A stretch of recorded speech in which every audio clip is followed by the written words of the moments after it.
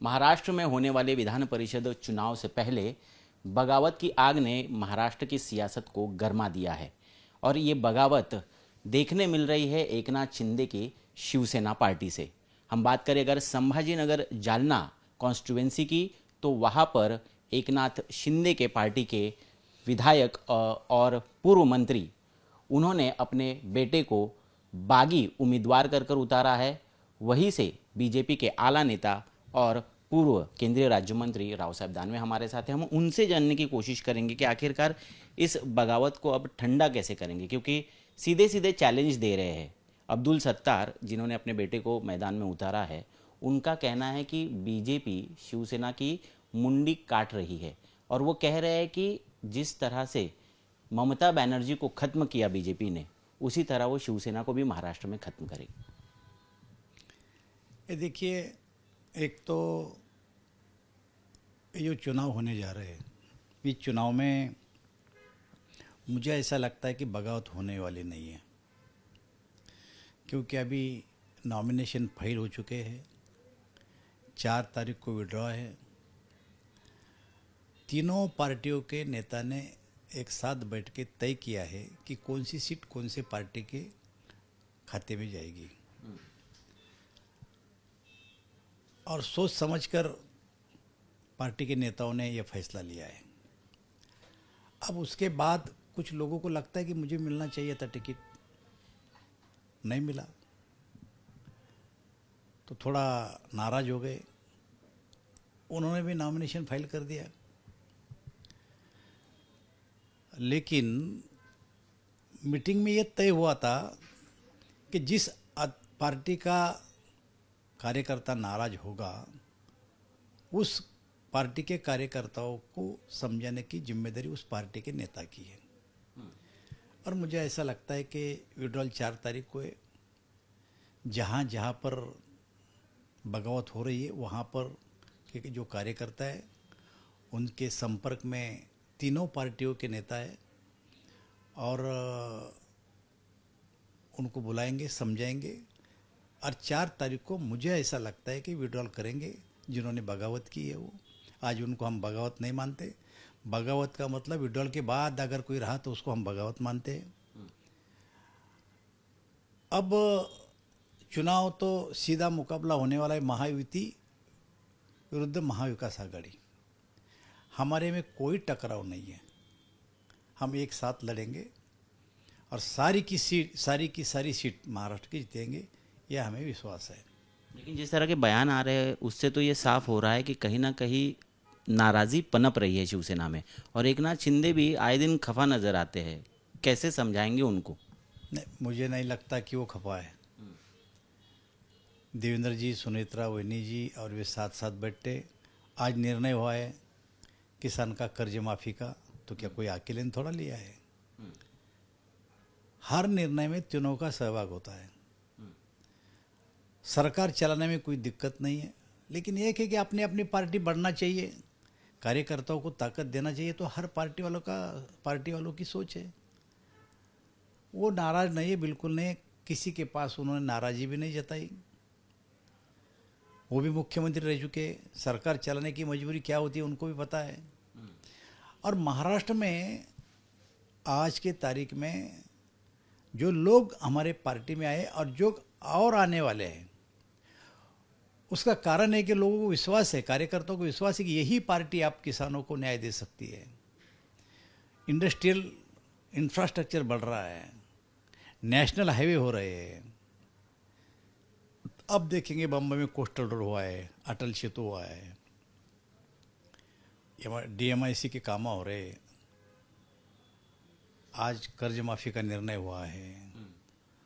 10% पैसे भरने के बाद सोलर पंप बैठ रहा है।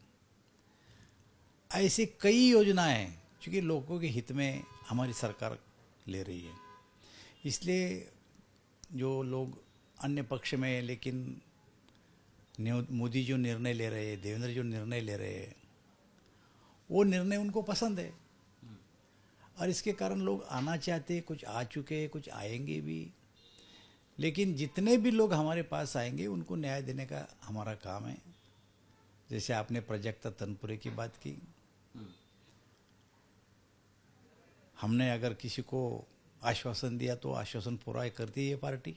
लेकिन क्या बीजेपी के लोगों पर अन्याय नहीं हो रहा है, क्योंकि बाहर के लोगों का यहाँ पर ज़्यादा संख्या में वो नज़र आ रहे हैं? ये देखिए, ये राजनीति है, प्लस माइनस देखना पड़ता है।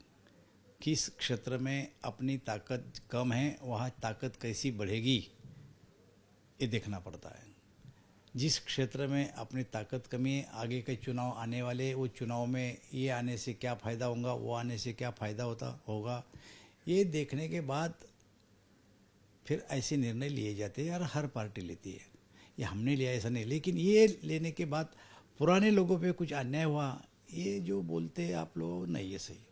अभी पहले राज्यसभा का चुनाव हुआ, फिर हम एमएलए लोगों से कुछ एमएलए का चुनाव हुआ, उसमें जो हमारी महिला मोर्चे के अध्यक्ष थी नाइक, उनको लिया, सुनील करजतकर को लिया। 40-7 साल पार्टी में काम किया इन लोगों ने। हाँ, स्नेहताई कोले, उनके बेटे, उन पे अन्याय हुआ ऐसा उनको लगता था। 700-750 वोटों से वो मैडम हारी थी बंडखोरी के कारण। उनको भी बोला था कि तुम जरा पार्टी आपको न्याय दे सकती, उनको भी ले लिया। ये पुराने कार्यकर्ता है, उनको नए नहीं बोल सकते तुम। मतलब नए और पुराने दोनों को साथ साथ लेके चलना पड़ता है। लेकिन आपकी पार्टी की जब ताकत आप बढ़ा रहे हो, तब सहयोगी दलों की ताकत कम करने का प्रयास हो रहा है, इस तरह का जो आरोप लग रहा है, क्या ये एकला चलोरे के संकेत है आने वाले चुनाव? बिल्कुल नहीं, बिल्कुल नहीं। हम सहयोगी पार्टियों के साथ लेके चलते हैं। आप जानते हैं ना, बिहार में कम सीट आने के बाद भी नीतीश कुमार को हमने सीएम बना दिया, ऐसा नहीं है। अब तो केंद्र में भेज दिया। एक आधा उदाहरण मुझे बताओ कि वो पार्टी को कम करने के लिए ये फैसला तुम्हारा गलत है बोल के बताओ, एक आधा उदाहरण। वो बोलते बोल के तुम बोल रहे, हमारे अपोजिशन वाले तो बोलने वाले हैं ना। नहीं, आरोप तो सहयोगी दल के नेता भी कर रहे हैं। अब जैसे अब्दुल सत्तार ने कहा, मैंने पार्टी खत्म करने पर तुलिए बीजेपी। मैंने बोला भैया, अब्दुल सत्तार की बात बहुत सीरियस मत लो तुम। कल क्या बोलेंगे, आज क्या बोलेंगे पता नहीं। कल क्या बोलते और देखो तुम, कल क्या बोलते जरा ध्यान से सुनो और मुझे फ़ोन करो। जो आदमी बोलता था कुत्ता निशानी दो मैं चुन के आता, जो आदमी 2250 वोटों से केवल जीता, वो भी हमारे सुरेश बनकर भाजपा में से उधर गए, उद्धव ठाकरे की पार्टी में, वहाँ से फाइट दिया उनको। जो कि उद्धव ठाकरे की पार्टी महाराष्ट्र में सपाया हो गई, फिर भी सुरेश बनकर ने 2200 पे लाया। 1 लाख वोटों से मैं जीत के आऊँगा, कुत्ता निशानी दो मैं चुन के आऊँगा, महाराष्ट्र का मुख्यमंत्री मैं तय करूँगा, ये अहंकार था उनका। और मुझे ऐसा लगता है कि इतनी बड़ी रिस्क को नहीं लेंगे खड़ा रहने की, विड्रॉल करेंगे। कल देखो क्या बोलते टीवी पे, हो जाओ उनकी मुलाकात लेने के लिए तुम। जो आज बोले और जो और बोलेंगे एक दिन, वो 5 तारीख को नहीं बोलेंगे वो। ठीक है, चलिए, आप कह रहे हैं, आत्मविश्वास जता रहे हैं, तो हम भी देख लेंगे कि 4 तारीख को आखिरकार क्या होता है। क्या ये सारे बागी उम्मीदवार जो है, क्या इन्हें मनाने में तीनों पार्टी के आला नेता क्या वो सक्सेसफुल होते हैं, और अगर पीछे लिया जाता है तो किस तरह से विधान परिषद की टक्कर होगी और क्या चुनाव नतीजे आएंगे, वो भी आपके सामने होंगे। कैमरा पर्सन सिद्धेश कदम के साथ ऋत्विक भालेकर, मुंबई आज तक।